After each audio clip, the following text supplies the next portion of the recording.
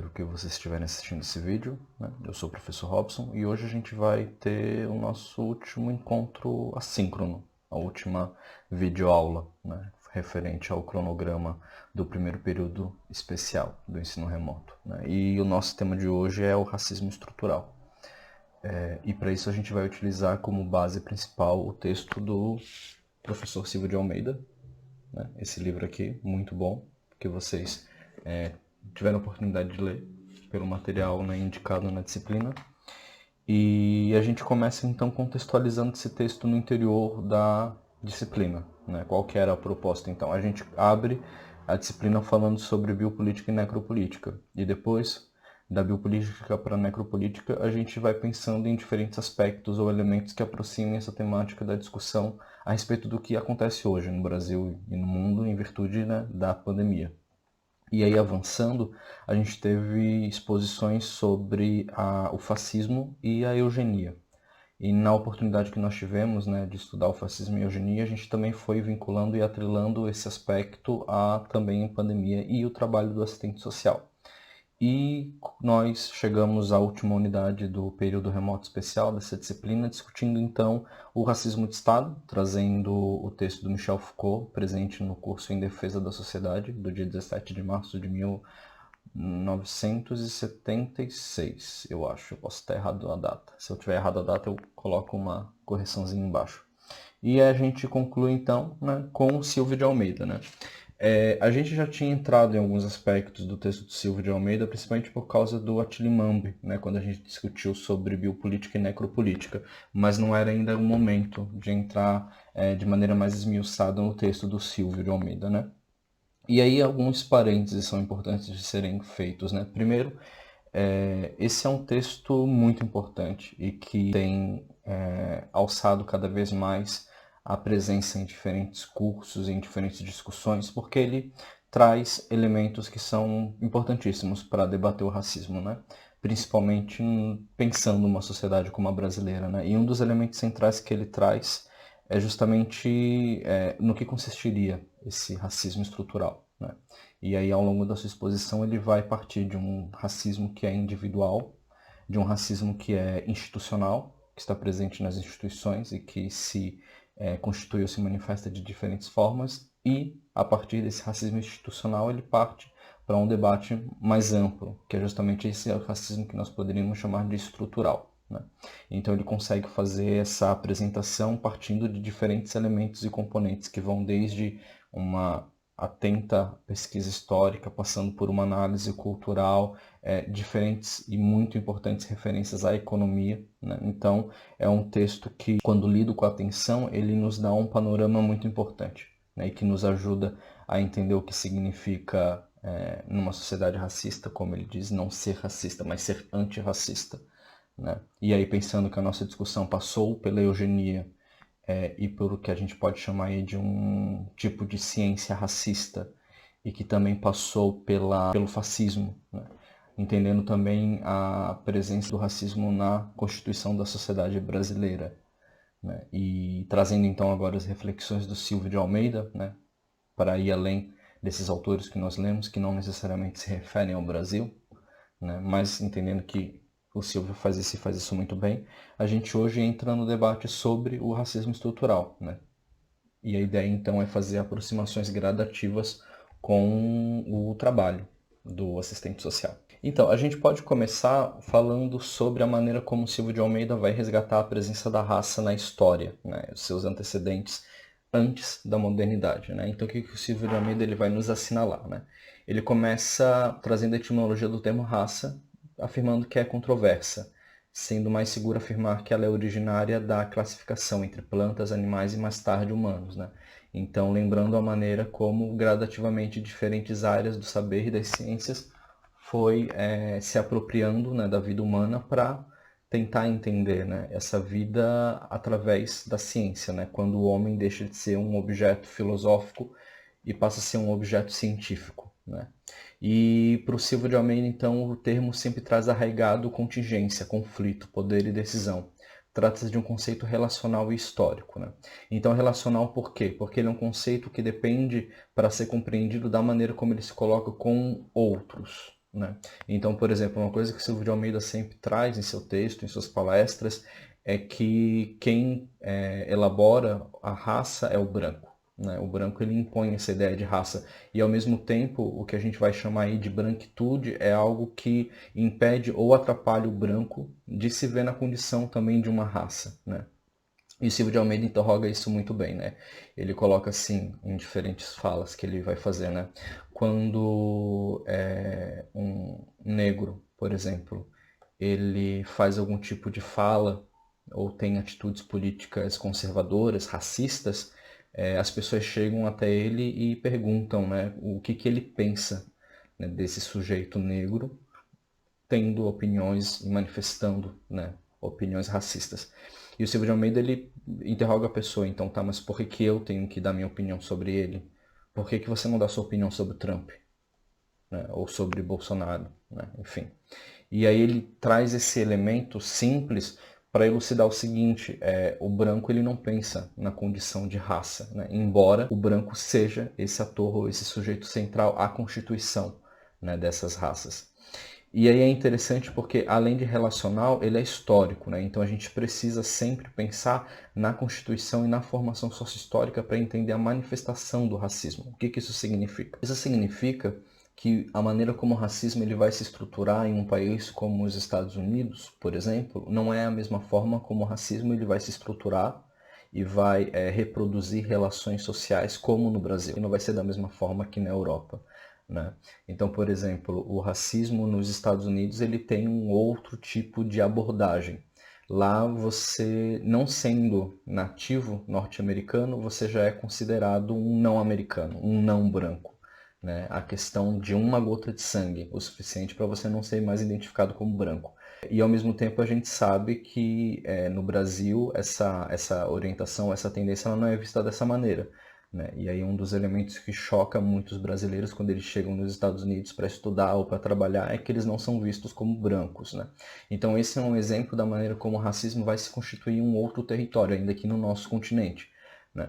Então essa questão histórica ela precisa ser entendida ou conhecida para que a gente possa entender como que o racismo ele reproduz tendências e relações sociais na contemporaneidade. E aí o Almeida ele vai identificando então que no século XVI, com a colonização, expansão mercantilista, espírito renascentista, se forjou as bases para o que posteriormente vai constituir o racismo moderno, né? E, por fim, e talvez esse seja um dos elementos principais, pensando os aspectos históricos, é justamente a maneira como historicamente foi se constituindo ou foi se entendendo o sujeito europeu, né, branco, como o homem universal, né? E a partir desse homem universal, né, de origem europeia, a maneira como foi se constituindo gradações para pensar esse sujeito. E aí então a gente entra no que a gente pode chamar de um racismo moderno, né? Moderno aqui porque moderno é um termo, como Michel Foucault nos coloca, bastante vazio de sentido, mas enfim. Então o que que o Silvio de Almeida nos permite identificar, né? No século XVIII, projeto iluminista, né? O homem vivo, biologia, que trabalha, economia, pensa, psicologia e fala, linguística, diferenciação, comparação e, por fim, classificação, né? Então, no século XVIII, lembrando aí que a Revolução Francesa, o marco histórico é 1789, o homem, então, ele passa a ser entendido como um ser vivo, né? E aí a questão da biologia, e nesse processo de ser vivo, ele se insere em processos de trabalho, e essa questão de processo de trabalho já traz um corte histórico que é central, por exemplo, para a teoria social crítica, que é a própria constituição da nossa sociedade em classes sociais. Logo, pensa, né? E aí a gente pode pensar na maneira como a psicologia ela vai se constituindo enquanto um campo, né? Gradativamente, e fala, né? E aí a maneira como a linguística também ela vai ter um papel preponderante na constituição e organização da sociedade. Ela representa o que? Ela representa o que a gente pode chamar de um elemento central ao pensamento iluminista, né? Que é a diferenciação, a maneira como nós compomos cortes para diferenciar as coisas e assim entender o que elas são, né? No âmbito das ciências, as coisas elas só são compreendidas à medida em que elas são apartadas, que elas são diferenciadas, né? E aí vocês, quando, por exemplo, começarem a escrever o TCC de vocês, vocês vão ouvir um termo que a gente usa muito no processo de orientação, que é recortar o objeto de pesquisa, né?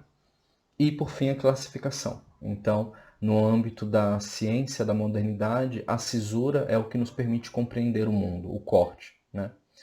E, enfim, distinção filosófica e antropológica entre o civilizado e o primitivo, né? E essa questão entre o civilizado e o primitivo, ele é central, certo? No processo de colonização e processo, aliás, do colonialismo e do neocolonialismo. Porque a partir do momento em que essas outras sociedades são consideradas como primitivas, são desqualificadas, é que se entende, né, que o homem branco teria uma chancela para chegar até esses territórios e, enfim, impor a sua vontade. E, por fim, o colonialismo versus liberalismo, o projeto iluminista versus revolução do Haiti. E isso aqui é um ponto importante também, né? Colonialismo versus liberalismo. O liberalismo, ele não é essa santa, óbvio, né? E ele se sustentou por meio do colonialismo, da exploração e do assassinato, né, que ocorriam nas colônias e da expropriação dessas riquezas. E, ao mesmo tempo, o projeto iluminista está escrito errado, depois eu vou ter que corrigir, o projeto iluminista versus a Revolução do Haiti, por quê? Porque o Haiti era uma colônia francesa no período e ela foi o primeiro território no âmbito das Américas que lutou pela sua independência, né? Afinal, se os princípios iluministas da liberdade, igualdade e fraternidade valia para os franceses, por que não valeria, né, para os homens e mulheres nativos do Haiti? E isso acabou resultando, então, na primeira colônia independente das Américas, embora que os haitianos, durante muitos séculos, né, e ainda pagam por esse processo de revolta e de rebeldia contra a colônia. O povo negro haitiano, escravizado por colonizadores franceses, fez uma revolução para que as promessas de liberdade e igualdade universais, fundadas pela Revolução Francesa, fossem estendidas a eles, assim como foram contra um poder que consideram tirano, pois negava-lhes a liberdade e não lhes reconhecia a igualdade. O resultado foi que os haitianos tomaram o controle do país e declararam a independência em 1804. E aí a gente entra então em um outro aspecto, né, do racismo apresentado pelo Silvio de Almeida, que é o racismo científico. E esse a gente viu bastante, principalmente nos textos que falaram sobre a eugenia, né? Transição, então, de objeto filosófico para objeto científico, né? É a forma como o homem vai transitar entre esses diferentes locais. Determinismo biológico e determinismo geográfico, né? Então, o que vai determinar a sua qualidade enquanto exemplar da espécie ou da raça vai ser a sua cor, mas também o local onde você vai nascer. Explicações racistas e científicas da época.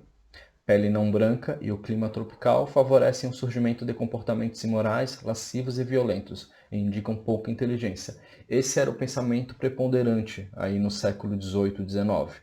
E era a maneira como as colônias americanas, principalmente, né, aqui na América do Sul, eram vistas. Sugestão, então, de Arthur Gobineau é evitem misturar as raças. Então, porque a partir do momento que você mistura as raças, você tem dificuldade para identificar onde se deu o processo de degenerência, né, de degeneração, inclusive. Então, essa era uma prerrogativa central, não misturem as raças, né, para os racistas que traziam e que tinham esse discurso científico. No século XIX, então, ocorre a crise de 1873, que contribuiu para a composição do imperialismo e ao neocolonialismo, que resultou na invasão e divisão da África nos termos da Conferência de Berlim, de 1884. Ideologicamente, o neocolonialismo assentou-se no discurso da inferioridade racial dos povos colonizados, que, segundo seus formuladores, estariam fadados à desorganização política e ao subdesenvolvimento. E aí a gente tem então as formas de operação da raça. Por sua conformação histórica, a raça opera por dois registros básicos que se entrecruzam. Primeiro, uma característica biológica, identificável. Depois, como característica étnico-racial, né, que está vinculada aí à cultura e a maneira como essa cultura ela se constitui etnicamente. E a gente entra então em um elemento que o Silvio Almeida vai trazer para a gente aprender a fazer diferenciações que são importantes dentro dessa temática, né? Então ele vai diferenciar preconceito, racismo e discriminação, né? Então, racismo é uma forma sistemática de discriminação que tem a raça como fundamento e que se manifesta por meio de práticas conscientes ou inconscientes, que culminam em desvantagens ou privilégios para indivíduos a depender do grupo racial ao qual pertençam. Já o preconceito racial é um juízo baseado em estereótipos acerca de indivíduos que pertençam a um determinado grupo racializado e que pode ou não resultar em práticas discriminatórias. E discriminação racial é a atribuição de tratamento diferenciado a membros de grupos racialmente identificados. A discriminação tem como requisito fundamental o poder, ou seja, a possibilidade do uso da força sem a qual não é possível atribuir vantagens ou desvantagens por conta da raça. Pode ser direta ou indireta. Direta é um repudio ostensivo a indivíduos ou grupos, motivado pela condição racial. Então, por exemplo, a gente pode falar de uma forma de discriminação racial direta que ocorre hoje nos Estados Unidos, com os campos de concentração de filhos de imigrantes. Isso é racismo. E uma discriminação direta contra essas crianças e seus pais, né?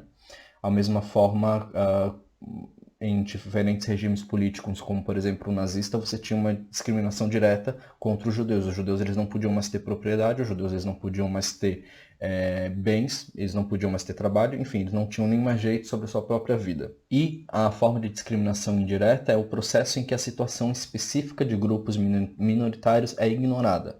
Discriminação de fato, ou sobre a qual são impostas regras de neutralidade racial, sem que se leve em conta a existência de diferenças sociais significativas, discriminação pelo direito ou discriminação por impacto adverso.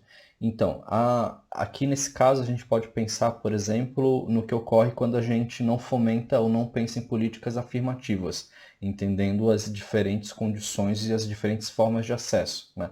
Então essa é uma forma de discriminação indireta. A consequência de práticas de discriminação direta e indireta ao longo do tempo leva à estratificação social, um fenômeno intergeracional em que o percurso da vida de todos os membros de um grupo social, o que inclui as chances de ascensão social, de reconhecimento e de sustento material, é afetado.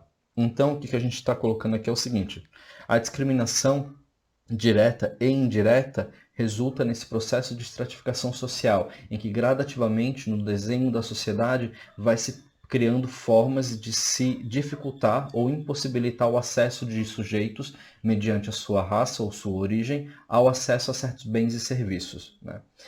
E aí os percursos de vida de todos os membros desse grupo social, né, o que inclui a chance de ascensão social, é afetado, né? E aí a gente pode pensar como exemplo, por exemplo, as cotas raciais no âmbito da universidade, né? Então, até os anos 2000, a quantidade de alunos negros nas universidades era baixíssima, né, em virtude do que a gente pode falar aí das maneiras, das formas de discriminação racial direta e indireta que existiam no Brasil.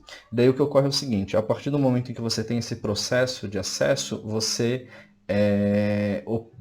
possibilita, né, uma reorganização dessas relações, e você faz essa alteração. Se trata então de uma discriminação positiva nesse sentido, porque ela leva em consideração, né, o tratamento histórico desigual, uma dívida histórica que o país tem com essa população, com esses sujeitos, né, e por meio de uma política afirmativa, ela visa, né, tratando de maneira desigual, né, os sujeitos que tiveram menos oportunidades, compensar de alguma forma, aliás, essa questão histórica. Possibilidade de atribuição de tratamento diferenciado a grupos historicamente discriminados, com o objetivo de corrigir desvantagens causadas pela discriminação negativa, a que causa prejuízos e desvantagens. Políticas de ação afirmativa, que estabelecem tratamento discriminatório a fim de corrigir ou compensar a desigualdade. São exemplos de discriminação positiva. Esse é o exemplo, por exemplo, das cotas e das ações afirmativas no âmbito da universidade. Nós também temos as cotas no âmbito dos serviços públicos, né, os concursos. No caso, é interessante pensar que gradativamente a gente tem a retirada, não apenas de financiamento, mas de legitimidade e condições desses espaços, né?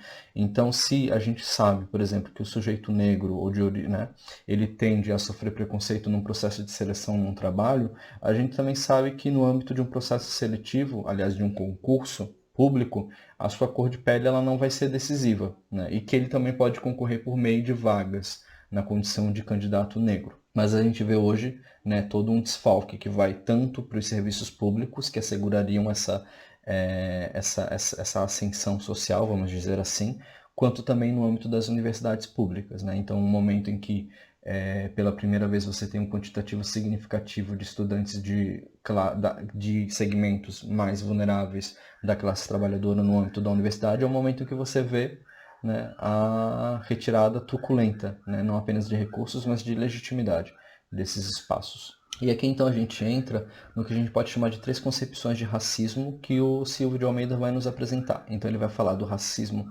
individualista, do institucional e do estrutural. O racismo individualista é aquele que vai tratar da relação entre o racismo e a subjetividade. Então é a maneira como o sujeito expressa o seu racismo.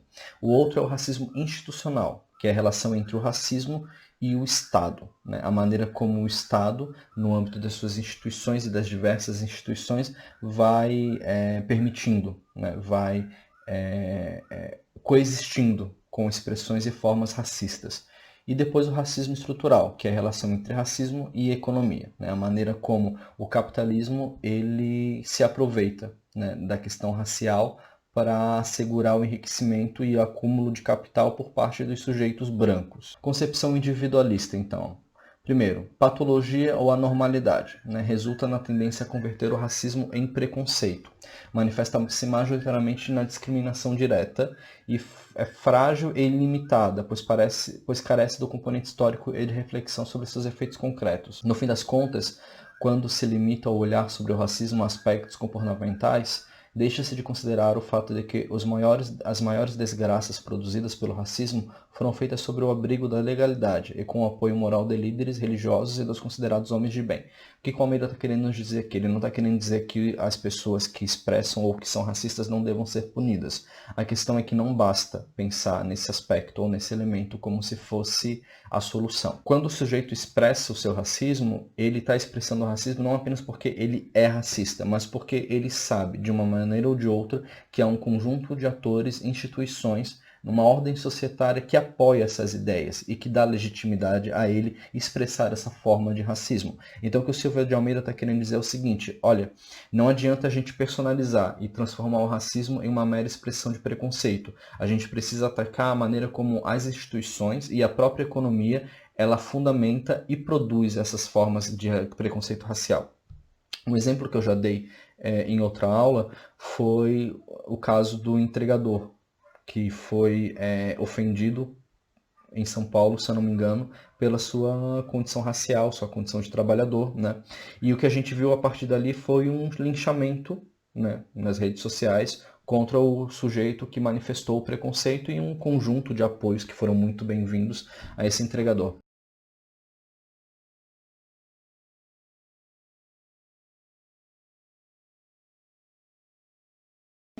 Fora daqui, eu tenho uma inveja disso aqui, filho. Pra que vocês vão ficar? Você tem inveja, Eu não quero que ele faça isso. Eu pedi pra ele sair fora, não sai fora. E você tá esperando? Você tem inveja disso aqui, moleque, escuta aqui, ó. Você tem inveja disso aqui, rapaz. Você tem inveja dessas famílias aqui. Eu também posso ter a mesma coisa que o senhor. Inveja disso aqui. Posso ter a mesma coisa que o senhor. Posso ter a mesma coisa que o senhor. Você nunca vai ter. O senhor conseguiu por quê? Porque seu pai te deu ou porque você trabalhou? Eu já nasci. Então, você trabalhou? Você trabalhou? Muito tempo. O meu também tá. Como que você acha o meu nome? Mateus. Tá na Bíblia também. O seu nome é Mateus agora? É. Você vai mentir aí. O senhor dá tanto Você é valor a mim que analfabeto, nem chegou a ver o aplicativo para ver o nome da pessoa que está vindo na sua casa. Tanto que o senhor se preocupa com a sua casa.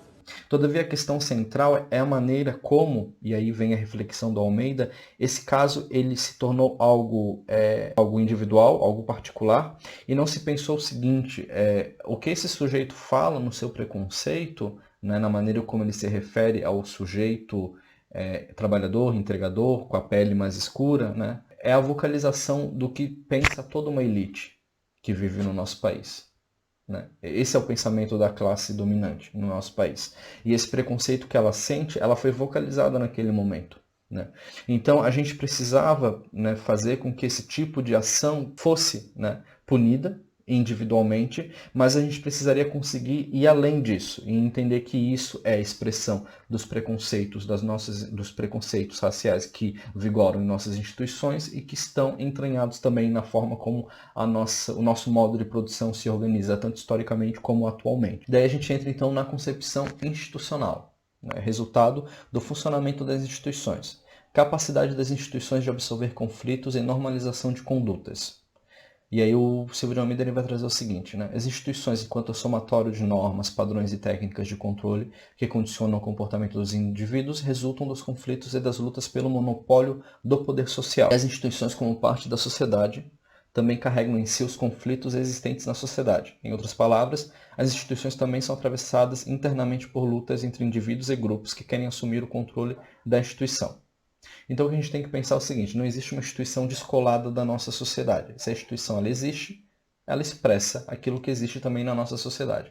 E aqui é importante a gente entender o que é uma instituição, né? Uma instituição, por exemplo, é o Estado. O Estado é uma instituição. A assistência social é uma instituição. O governo é uma instituição. A gente não pode confundir instituição com organização. Organização é a materialização ou a materialidade dela, né? Então é importante a gente separar e distinguir essas coisas também para que a análise ela fique mais elucidativa. E aí o que acontece? O Almeida ele chama as instituições enquanto corresponsáveis desse racismo à medida em que elas não pensam estratégias ou formas de responder aos conflitos inerentes às questões raciais que existem. Uma questão que o Silvio de Almeida coloca em alguns momentos é que, por exemplo, você tem espaços específicos de debate sobre o racismo, né? Então, você tem o Dia da Consciência Negra, né? Em que é um dia em que se fala sobre racismo na empresa. Mas você vê, por exemplo, que na empresa nenhum dos sujeitos que estão na diretoria são negros. Massivamente você percebe que há um corte de raça entre os locais, né, os espaços de trabalho desses sujeitos, né? E o Silvio de Almeida coloca isso nesse momento do texto.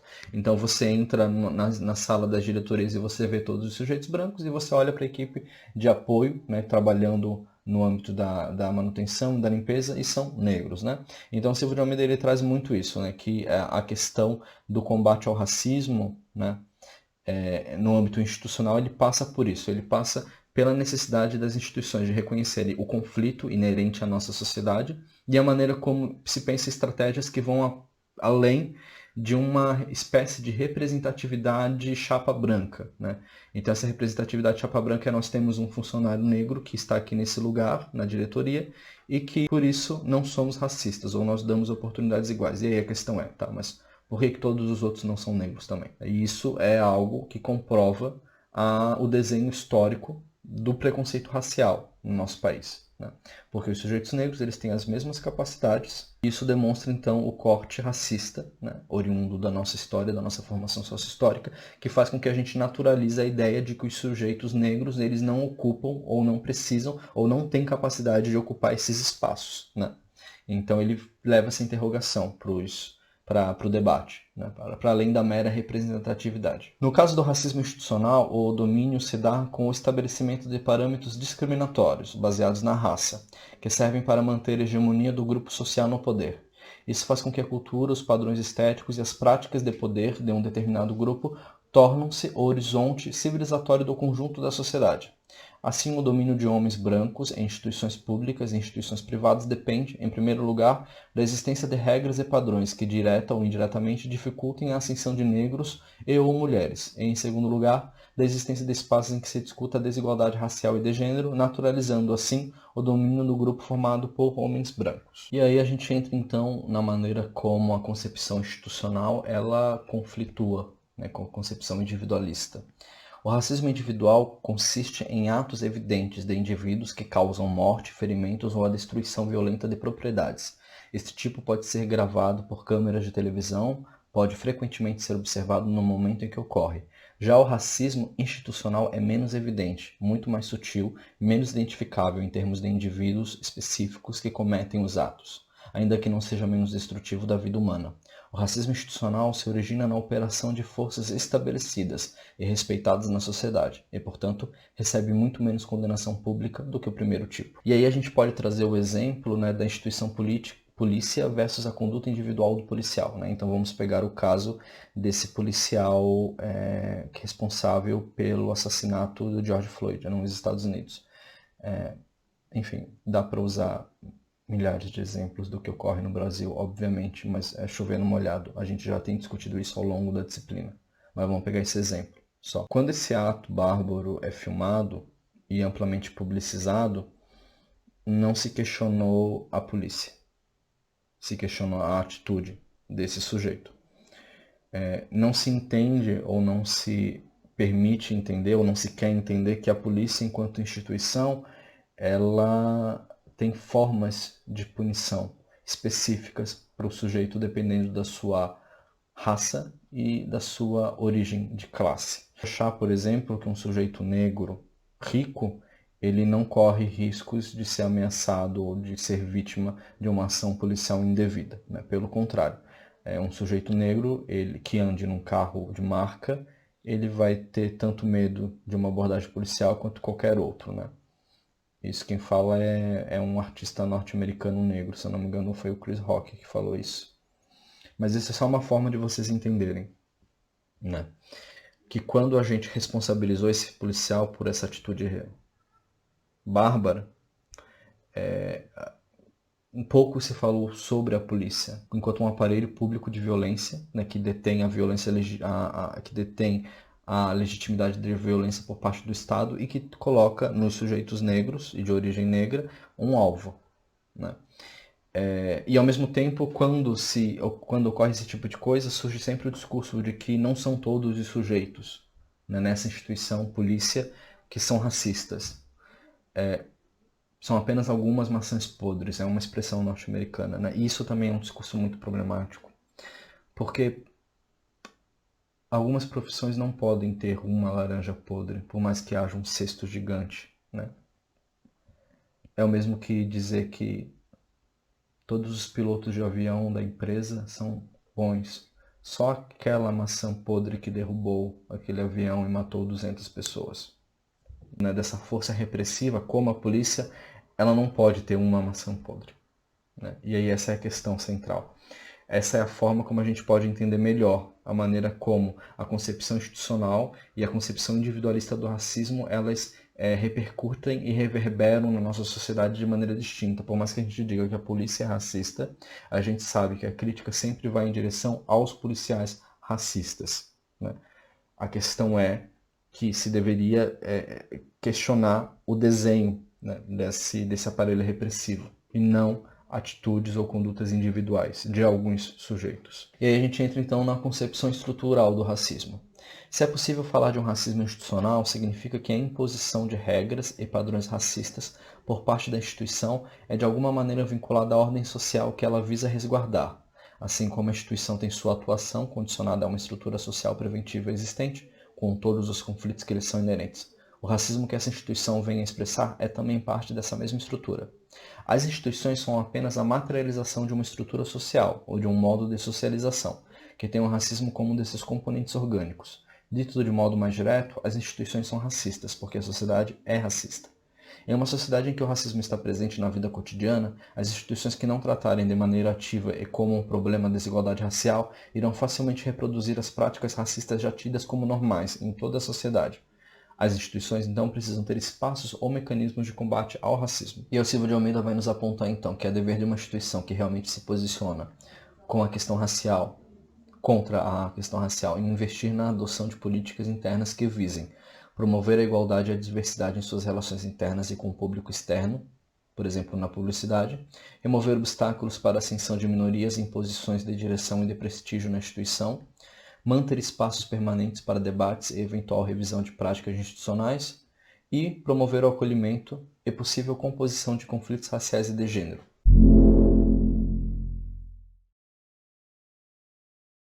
Pessoal, um adendo, tá muito quente, muito quente, muito quente, e eu me mudei há pouco tempo e eu ainda não tenho ar-condicionado e nem ventilador.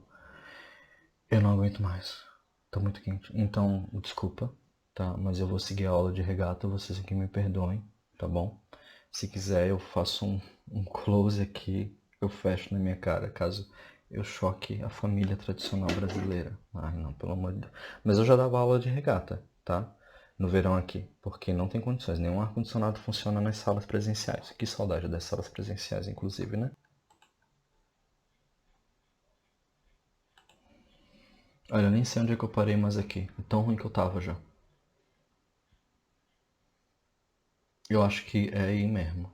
Tá, vamos seguir. O racismo não se limita à representatividade, né? Aqui é o combate, certo? A supremacia branca no controle institucional é realmente um problema, na medida em que a ausência de pessoas não brancas em espaços de poder e prestígio é um sintoma de uma sociedade desigual e particularmente racista. Portanto, é fundamental para a luta antirracista que pessoas negras e outras minorias estejam representadas nos espaços de poder. seja por motivos econômicos e políticos, seja por motivos éticos.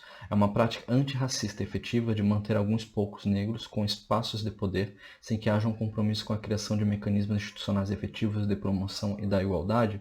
Quer dizer, o que ele está colocando aqui é aquilo que a gente já vinha discutindo. A gente não basta ser contra o racismo, a gente tem que combater o racismo, e uma forma de combater o racismo é assegurando esses espaços para a atuação desses sujeitos. A liderança institucional de pessoas negras basta quando você tem um poder real, projetos ou programas que possam de fato incidir sobre problemas estruturais como as questões da ordem, da economia, da política e do direito. O racismo é uma decorrência da própria estrutura social, ou seja, do modo normal, as relações políticas, econômicas, jurídicas e até familiares, não sendo uma patologia social e nenhum desarranjo institucional. O racismo é estrutural. Comportamentos individuais e processos institucionais são derivados de uma sociedade cujo racismo é regra e não exceção. O racismo é parte de um processo social que ocorre pelas costas dos indivíduos. Ele lhes parece legado pela tradição. Nesse caso, além de medidas que coíbam o racismo individual e institucionalmente, torna-se imperativo refletir sobre mudanças profundas nas relações sociais, políticas e econômicas. Então, daí agora a gente entra um pouquinho então no racismo como processo político e o racismo reverso. Como processo sistêmico de discriminação que influencia a organização da sociedade, depende do poder político. Caso contrário, seria inviável a discriminação sistemática de grupos sociais inteiros. Por isso é absolutamente sem sentido a ideia de racismo reverso. O racismo reverso seria uma espécie de racismo ao contrário, ou seja, um racismo das minorias dirigido às maiorias.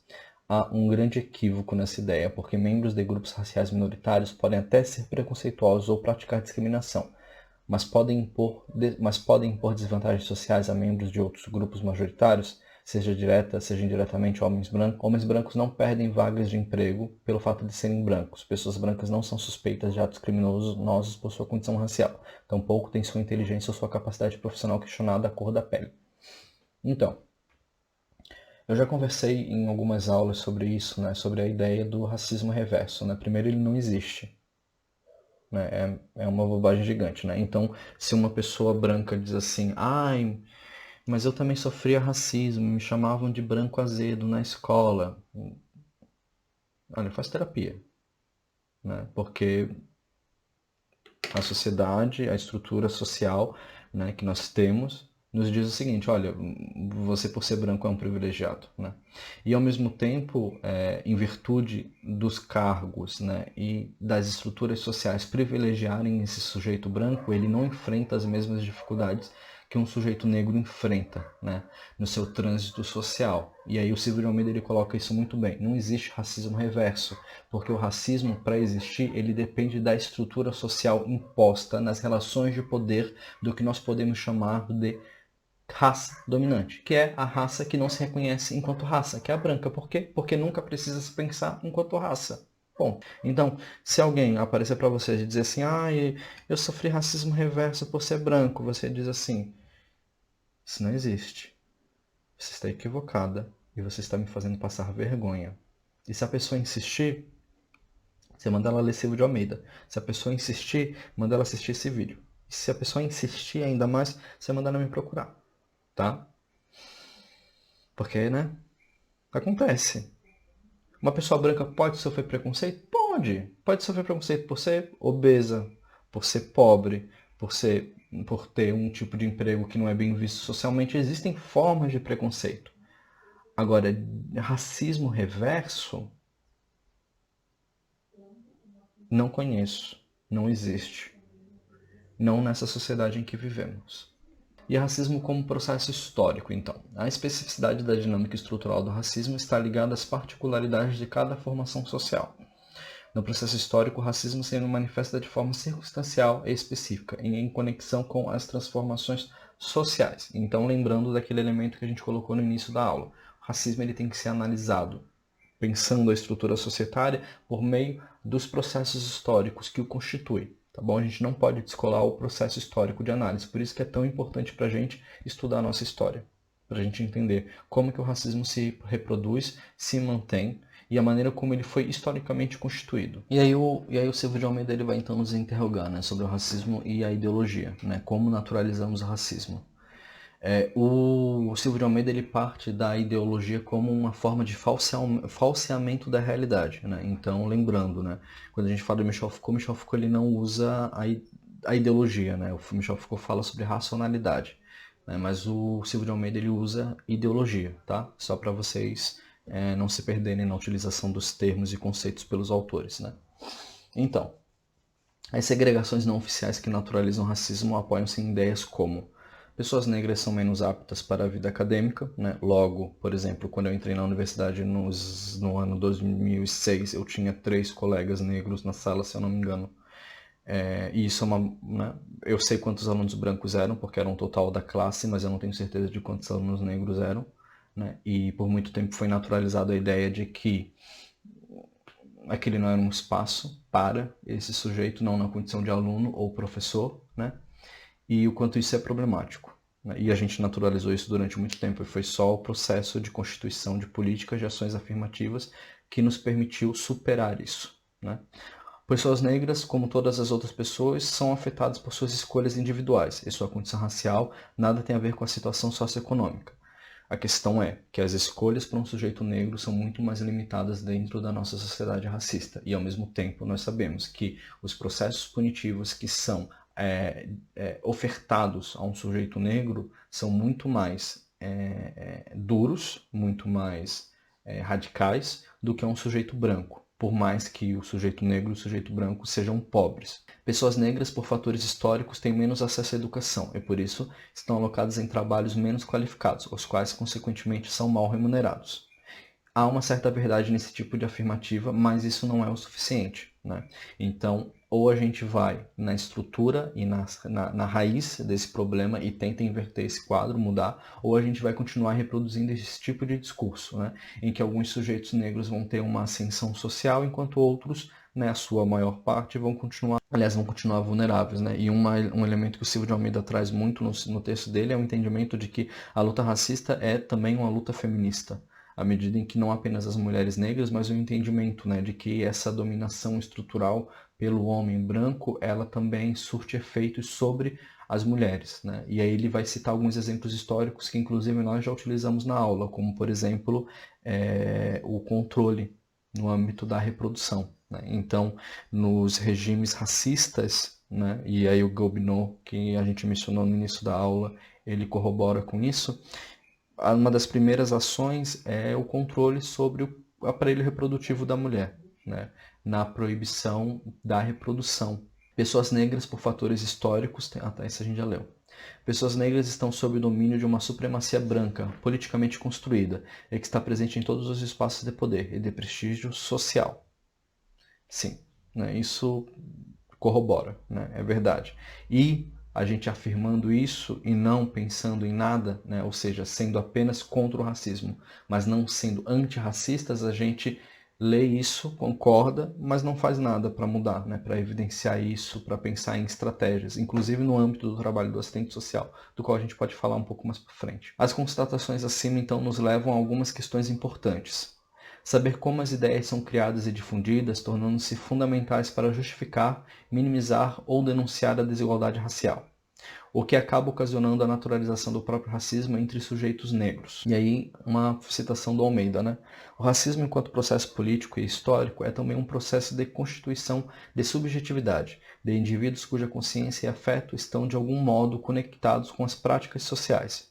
O racismo só consegue se perpetuar se for capaz de produzir um sistema de ideias que forneça uma explicação racional para a desigualdade racial e constituir sujeitos cujos sentimentos não sejam profundamente abalados, e da violência racial que consideram normal e natural que no mundo haja brancos e não brancos. E aí a gente entra então no racismo como uma ideologia, né? Ideologia como então falseamento. Racismo como fenômeno institucional e estrutural. O racismo assim molda o inconsciente e por isso a gente passa a aceitar essas estruturas sociais. A vida cultural e política no interior da qual os indivíduos se reconhecem enquanto sujeitos autoconscientes e onde formam seus afetos é constituída por padrões de clivagem racial, inseridos no imaginário e em práticas sociais cotidianas. E aí entra a questão da valorização, né? Por que há campanhas ou a defesa do ato de se valorizar, de reconhecer a sua beleza? Justamente por causa disso. Olha, historicamente se constituiu um padrão para o que é belo, para o que é bom, para o que é, enfim. E aí a questão é justamente isso, é combater isso, é pensar numa outra forma de apresentação dessa Constituição do que a gente possa pensar na forma como se constitui ou como se apresenta, para além desse outro que qualifica, que é o branco. Se boa parte da sociedade vê o negro como suspeito, se o negro aparece na TV como suspeito, se poucos elementos fazem crer que negros sejam outra coisa a não ser suspeitos, é de se esperar que pessoas negras também achem negros suspeitos, especialmente quando fazem parte de instituições estatais encarregadas de repressão, como é o caso de policiais negros. E isso é muito interessante, porque primeiro a gente pode pensar nos programas de jornalismo Mundo Cão. Então esses programas de jornalismo, eles o tempo todo nos mostram esses crimes, né, que ocorrem, e esses programas eles têm sempre, né, uma forma pejorativa de demonstrar esse sujeito criminoso, né, e demonstram esse sujeito negro, né, nesse processo, né, ratificando muitas vezes a sua raça. Para além disso, né, por que então o negro ele interioriza essas formas de preconceito? Justamente porque toda a sociedade se estruturou dessa maneira em torno dele. E ele entende e passa a reproduzir, e aí o Silvio de Almeida usa o termo inconsciente, que eu acho que é um termo correto para pensar isso, porque ele não percebe que está reproduzindo isso, ele simplesmente reproduz. Alarme. Não? Que bom. E aí, isso é importante para a gente justamente para que as pessoas elas não pensem assim, que basta representatividade, né? É o mesmo que achar que basta que as mulheres cheguem no poder que vai estar tudo bem. Não, nós temos algumas mulheres, não muitas, mas algumas, que ocupam espaços de poder e que historicamente foram desastrosas, como por exemplo a Margaret Thatcher, se a gente pensa no conjunto de direitos da classe trabalhadora e no processo de neoliberalização. E aí é um exemplo, olha, não é porque a Margaret Thatcher era mulher, né, e assim representava, né, a mulher nesse espaço, que ela lutou por bandeiras progressistas ou até mesmo de defesa das mulheres, né? A mesma coisa os sujeitos negros que reproduzem e interiorizam essas formas sociais de preconceito, né? Então, às vezes, nem é indicado, nem é melhor, né, para a luta, né, de forma geral, que esses sujeitos eles tenham toda essa visibilidade, justamente pelo que eles representam e pelo que eles defendem, né? Eles não vão de encontro a uma luta, a uma perspectiva emancipatória, né? Na verdade, eles reproduzem e defendem a manutenção desse sistema racista e racializado em que nós nos inserimos.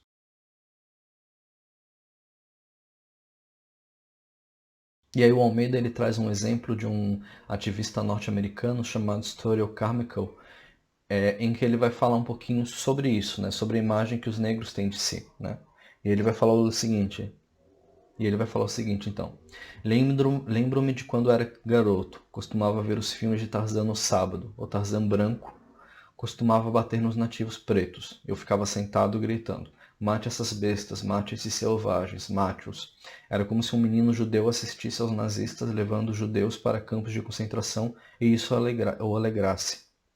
Hoje, eu quero que o nativo vença o maldito Tarzan e o envie de volta à Europa. Mas é preciso tempo para se libertar das mentiras e seus efeitos destrutivos nas mentes pretas. Leva tempo para rejeitar a mentira mais importante, que as pessoas pretas inerentemente não podem fazer as mesmas coisas que as pessoas brancas podem fazer, a menos que as pessoas brancas ajudem. E aí sobre racismo, ciência e cultura, né? A ciência tem o poder de produzir um discurso de autoridade que poucas pessoas têm a condição de contestar, salvo aquelas inseridas nas instituições em que a ciência é produzida. E aí isso é um ponto importante para a gente entender porque que a ciência ela foi uma parceira desses discursos, dessas práticas racistas historicamente que se perpetuam até hoje. E aí uma questão que o Silvio de Almeida traz, né? Branco tem raça? No que consiste o conceito de branquitude?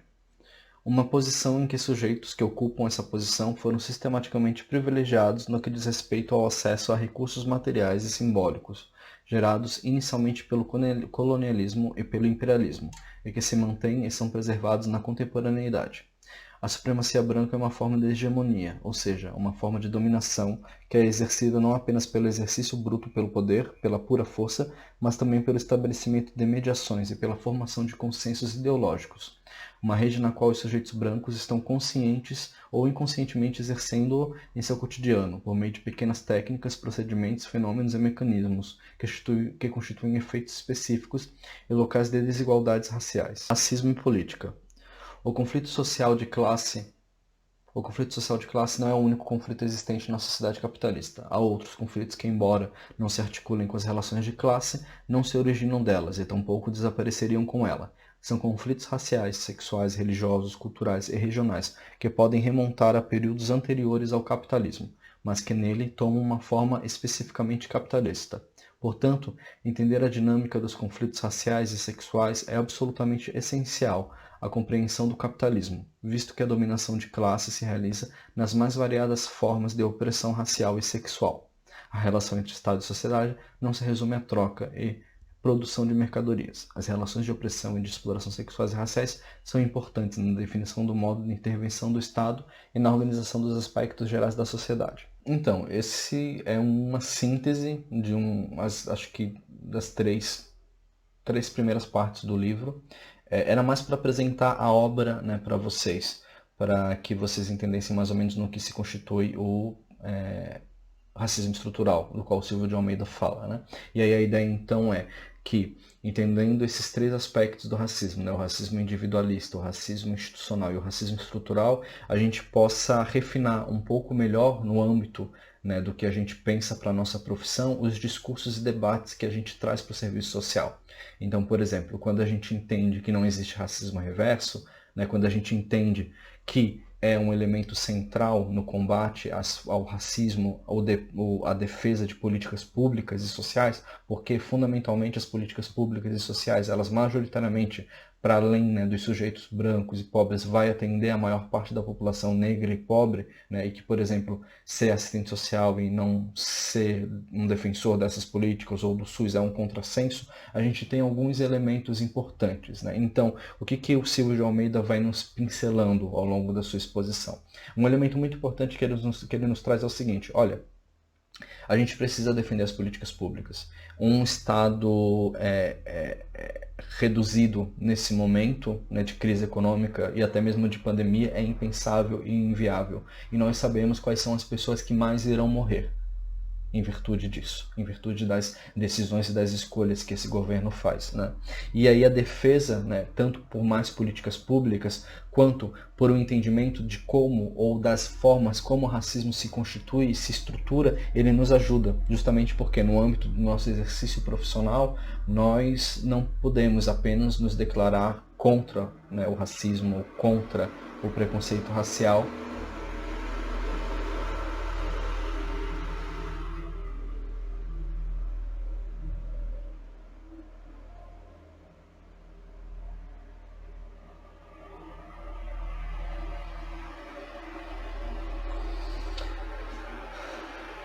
não basta se afirmar contra o racismo ou contra o preconceito racial. A questão central é justamente entender no interior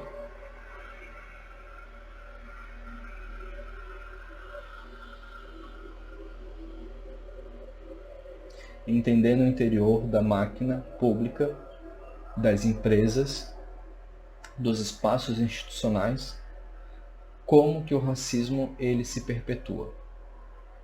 De que maneira que a gente deve e pode combater ele, né? E não cedendo a armadilhas simplificadoras como a ideia do racismo reverso ou de que nós não devemos ver raças, nós somos todos uma única raça. Acho isso ótimo, mas numa sociedade em que o racismo já tenha sido superado, até então é só uma maneira dos brancos liberais espiarem os seus sentimentos de culpa, né? E, enfim, né? Silvio de Almeida é um texto importantíssimo para a nossa formação, tá bom? E essa foi apenas uma introdução a ele, né? O debate a gente vai fazer no nosso encontro síncrono.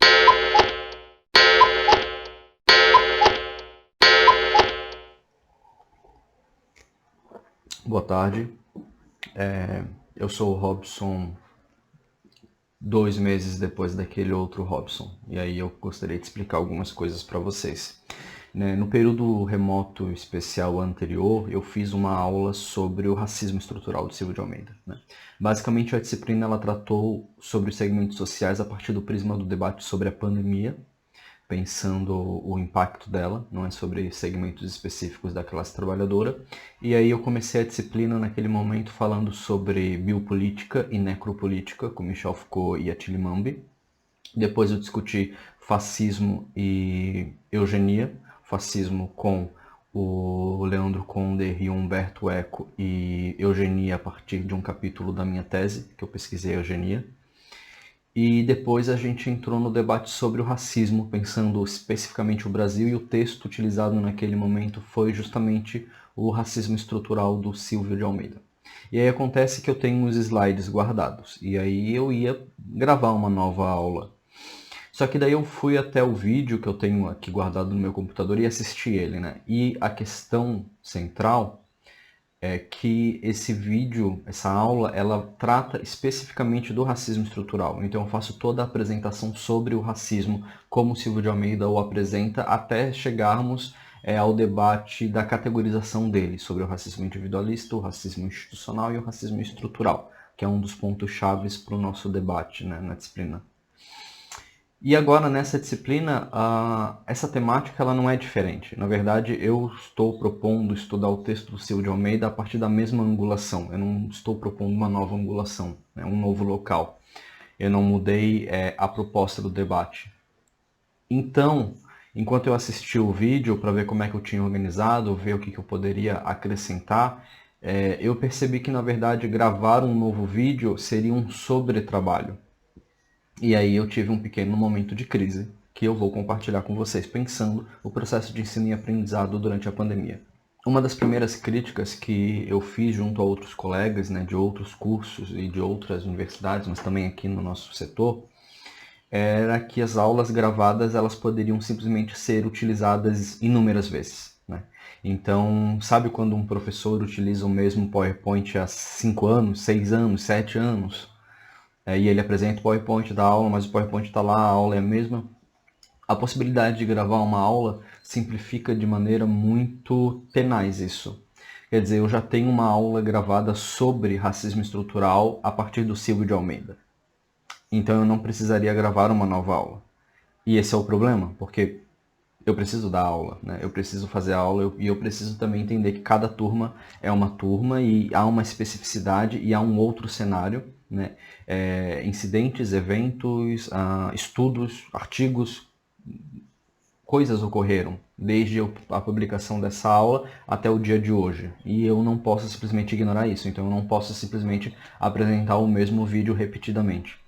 Então uma das críticas que a gente fez era justamente isso, a ideia de que as universidades elas poderiam se apropriar do material que os professores, como eu, produzissem e viessem a não contratar mais professores, porque você tem a aula sobre racismo estrutural, já gravada, você não precisa dar, então essa aula via um professor. E isso é algo que os cursos de ensino à distância fazem massivamente. Então eu fiquei me perguntando, bom, então eu vou gravar um novo vídeo sobre racismo estrutural.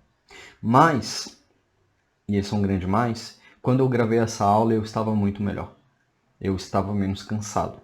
Nós estávamos em agosto ou setembro. Na verdade a gente estava em agosto porque eu tinha acabado de me mudar para o meu apartamento.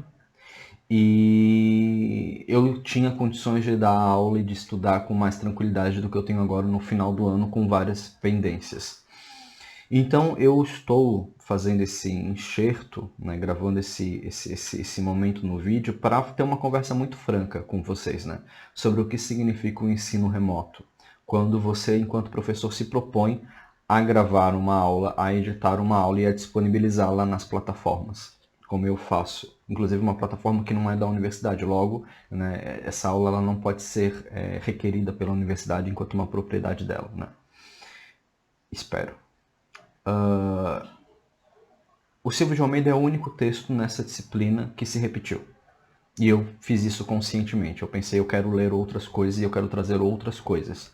E eu tenho certeza de que, caso eu dê essa disciplina de novo, aspecto remoto, eu vou querer abordar outros temas. Eu vou querer discutir a condição das pessoas com deficiência, eu vou querer discutir a condição específica das populações quilombolas, eu vou querer discutir a partir do texto de Frantz Fanon sobre a constituição do racismo nos países pós-colonialistas. Então, eu fico tranquilo porque eu sei que isso é um episódio isolado, de aproveitar uma aula já feita, né? Por outro lado, eu também fiz pequenos enxertos e pequenas edições no texto, justamente para adaptar, no texto não, aliás, no vídeo, para adaptar certas demandas e necessidades para pensar a nossa aula, né? Mas isso, né, em síntese, é um problema para mim, né? Não é uma decisão simples. E por saber, né, que a transparência e a honestidade é sempre melhor, eu coloco isso para vocês. Eu utilizei, né, um conteúdo central de uma outra aula que eu dei. Eu considerei seriamente gravar a aula novamente com o mesmo conteúdo, mas quando eu me engajei para começar esse movimento, eu percebi que o cansaço que eu tenho, né, desse semestre e também a maneira como eu consegui apresentar o conteúdo naquela aula, né, não seria melhor agora, então, né, por que não utilizar? E também o fato de que estou propondo uma atividade distinta. Então lá a atividade daquela aula era aproximar o debate sobre o racismo institucional com o racismo, aliás, o racismo estrutural do Silvio de Almeida com o racismo de Estado do Michel Foucault. Tanto é que em algum momento do vídeo eu menciono, né, a relação do Michel Foucault com o Silvio de Almeida. Aqui a proposta é outra. É a partir de um roteiro debater e refletir sobre o racismo estrutural, institucional e individualista, certo? Então, dito isso, né, caso vocês tenham alguma opinião sobre isso, caso queiram falar algo, né, eu convido vocês a se manifestarem na aula. Eu gostaria muito de ouvir o que vocês têm a dizer sobre isso, né? Para alguns talvez não seja um problema, para outros, né, é realmente algo que a gente pode aí tirar, conversar sobre, né? O que me deixa tranquilo é o fato de que essa decisão quem está tomando sou eu, não é a universidade dizendo que eu posso, né, passar o mesmo vídeo inúmeras vezes. E por outro lado, nós temos que reconhecer a superexploração a qual professores estão sendo submetidos no período da pandemia. Então, quando eu concluo uma aula, no dia seguinte eu preciso fazer a síntese, eu preciso controlar a lista de presença, eu preciso pensar nas atividades que os alunos vão ter que fazer quando não estiveram presentes, depois a correção delas, né? Então, enfim, é uma alternativa. Mas, dito isso, eu acho que vai ser uma situação excepcional. Só estou colocando isso porque, como eu disse, prefiro ser honesto e transparente com vocês do que simplesmente deletar aquele vídeo ou então editá-lo para fazer parecer com que eu tivesse gravado ele agora. Sem falar que naquele vídeo eu tinha o cabelo mais curto, menos rugas e mais vida em mim. Certo. Enfim, essa é uma pequena digressão, que é o que eu falei da segunda parte, né, sobre problemas relacionados ao ensino remoto e a precarização do trabalho, e a gente pode conversar sobre isso na aula, eu adoraria ouvir vocês. E agora a gente entra então no terceiro ponto, que é o roteiro, né, programado para a apresentação de vocês. Certo, então como é que o roteiro ele vai estar estruturado, né? Vai aparecer, deixa eu ver onde que tem mais espaço, vai aparecer aqui desse lado, como que o roteiro vai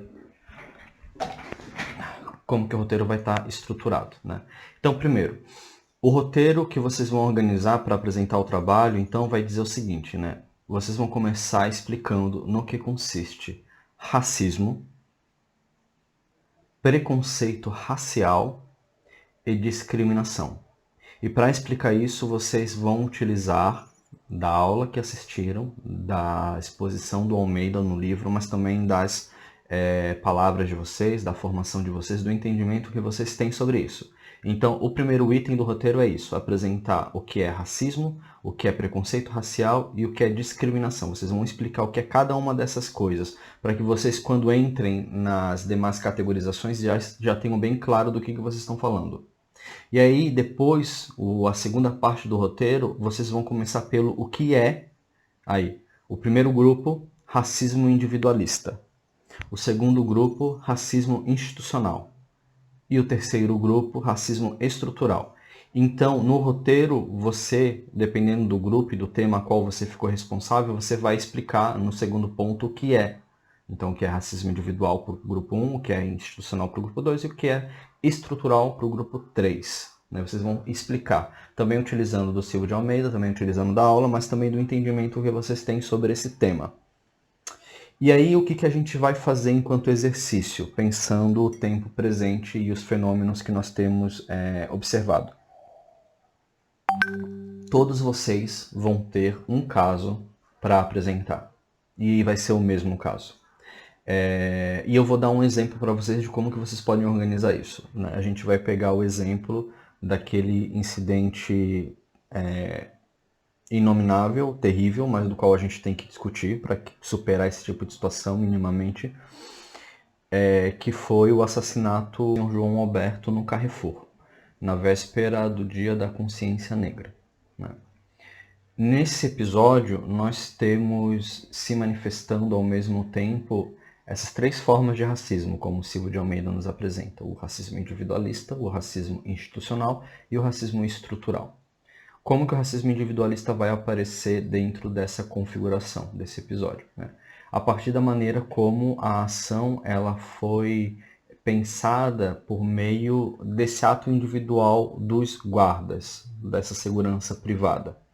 E os guardas dessa segurança privada que tiveram suas fotos e suas identidades publicizadas, enfim, é a maneira como a gente lida hoje com a ideia de justiça e com a ideia das mídias e do espaço público, e a maneira como isso foi sendo, num âmbito individualista, responsabilizando esses indivíduos por suas condutas. Então, por um lado, esses seguranças eles eram apontados como policiais em licença, que não poderiam fazer isso, eram apontados como pessoas racistas. Por outro lado, entre os fascistas, era dito que o senhor João Alberto, a vítima, ele teria agido de alguma forma, ele teria ameaçado alguém, enfim, aquela retórica do homem negro ameaçador, e que por isso ele teria merecido.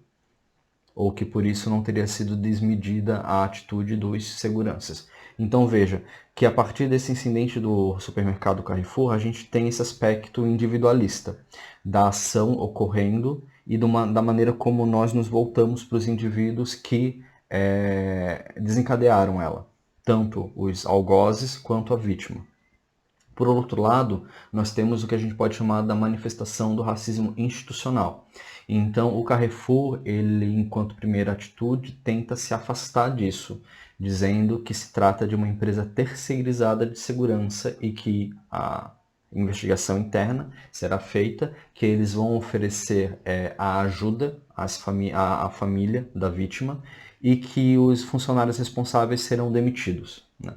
Vejam, então, que a forma como o Carrefour se apresenta, pensando na sua condição de empresa, se desresponsabilizando, como se o fato da precarização e flexibilização das relações trabalhistas que permite que uma empresa contrate uma outra empresa numa área tão importante como a segurança, e que essa empresa terceirizada contrate, ou de forma até ilegal, já que policiais tecnicamente não podem, imagino, eles precisam ter dedicação exclusiva. Então, dentro dessa precarização, o Carrefour ele paga menos, e contrata uma empresa terceirizada que com certeza precariza as condições de trabalho desses funcionários e que, em virtude de uma falta de treinamento, falta de sensibilidade, falta de discernimento, agem de maneira truculenta. Inclusive como se estivessem em plena condição de realizar esse tipo de atitude. Por outro lado, existe um livro da editora Elefante, que eu vou colocar aqui, que é Os Donos do Mercado. Eu li a síntese desse livro, li algumas passagens, e esse livro está chegando para mim, em que ele vai falar de um espaço que os supermercados têm, que é o espaço da tortura e da prisão. Então, esses grandes supermercados têm um espaço onde a segurança ela coloca esses clientes que são suspeitos ou que teriam realizado pequenos furtos. E lá eles cometem barbaridades, tortura, cárcere privado, humilhação, estupro, como vocês podem ver nessa notícia que eu vou colocar aqui. Então, basicamente, a gente tem essa outra manifestação do racismo institucional por parte do Carrefour.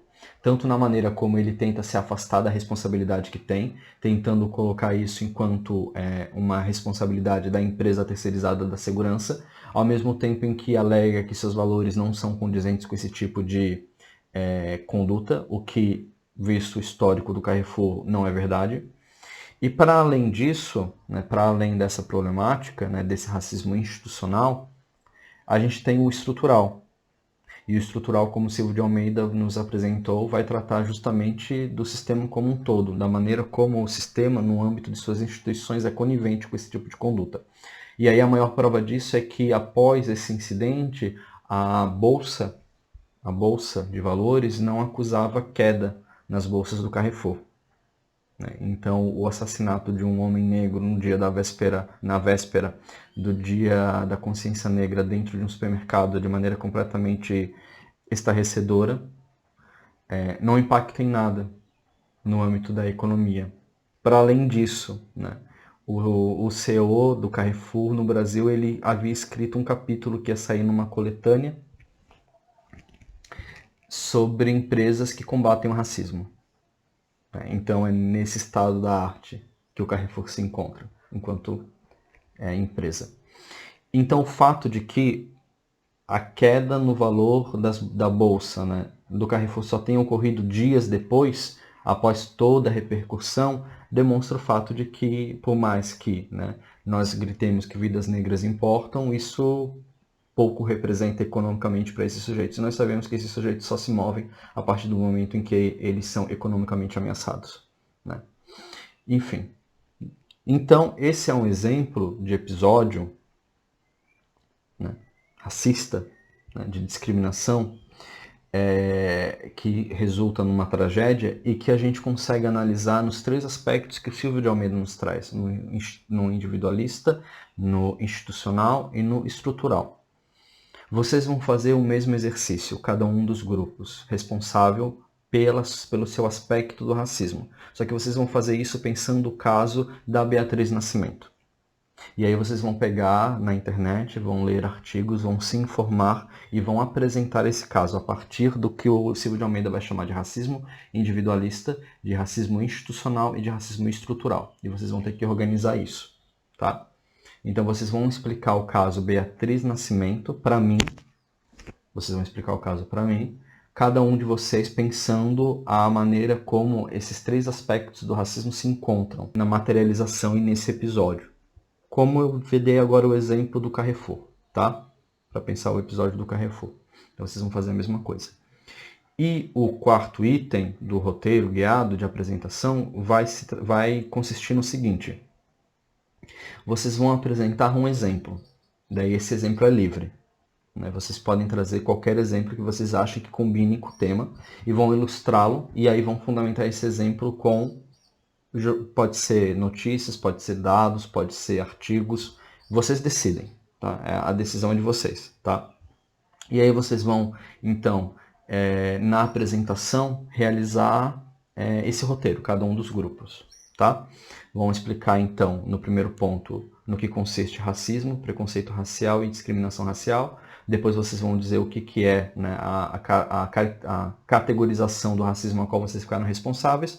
Vão fazer uma análise pensando o episódio, né, da Beatriz Nascimento a partir dessa categorização de vocês. E, por fim, vão apresentar um exemplo original, certo? Então, sobre o roteiro é isso. Agora, deixa eu voltar para o meu lado aqui. Tá? Então, como que vai funcionar a apresentação? Vocês vão ter que estar no grupo. Se algum membro não puder participar da apresentação porque acha que não vai conseguir estar online, vai ter que gravar a sua parte. E aí a gravação você faz pelo celular mesmo e disponibiliza. Tá? Pode ser pelo WhatsApp, enfim, a gente vai ter que ver de uma forma, mas eu vou precisar que todo mundo apareça, tá bom? Se não for, não recebe nota e nem presença, tá bom? E essa apresentação ela vai ser feita, então, no dia 17 de dezembro, que é, inclusive, a nossa última aula antes do recesso. Então, vocês vão encerrar esse período de aula em grande estilo, né, com uma apresentação. Chega de só elaborar questões e colocar no YouTube, né? Vamos fazer uma atividade aí para dar um gás, tá bom? Dito isso, eu provavelmente vou disponibilizar esse vídeo mais cedo, tá? Eu vou avisar quando tiver, porque eu acho que é uma atividade que vai exigir bastante de vocês. E eu vou estar à disposição para o caso de vocês precisarem tirar dúvidas, certo? Então é isso, pessoal. Espero que vocês tenham aproveitado a aula. Gostaria muito de ouvir vocês presencialmente sobre essa questão do sucateamento da educação e dessas estratégias que nós professores acabamos encontrando em virtude da nossa superexploração e o quanto isso é ruim, no fim das contas. E gostaria muito que vocês elaborassem um roteiro, né, de maneira tranquila e que conseguissem entender essa temática do racismo estrutural como Silvio de Almeida apresenta, beleza? E aí, para isso, vai servir a nossa aula síncrona do dia 17, ok? Então é isso, pessoal. Um abraço e até!